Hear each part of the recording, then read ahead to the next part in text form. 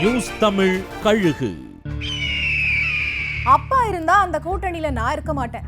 பாமகவா என்ன மட்டும் கூப்பிட்டா வர தயார்னு அதிமுக தரப்புக்கு கரார் காட்டுறாராம் அன்புமணி.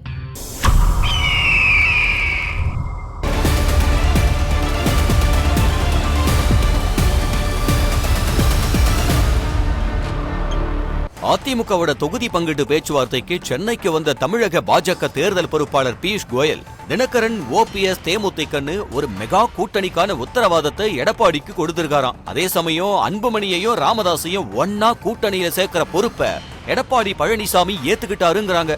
அதோட பாமகவுக்கு எத்தனை தொகுதிகள் அப்படிங்கறதையும் ரெண்டு பேரும் முதற்கட்டமா பேசி முடிவு செஞ்சிருக்கிறதாவும் சொல்றாங்க.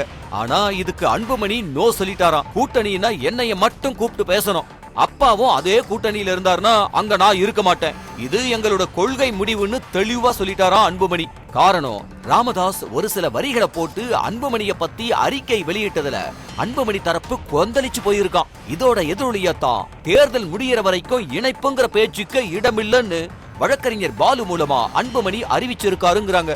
ராமதாஸ் தரப்பும் அன்புமணி இருக்கிற கூட்டணியில இருக்க போறதில்லைன்னு முடிவெடுத்திருக்கான். எந்த கூட்டணியும் இல்லைன்னாலும் அன்புமணியோட வேட்பாளர்களை எதிர்த்து வேட்பாளர்களை நிறுத்துற முடிவிலையும் தைலாபுரம் இருக்கான்.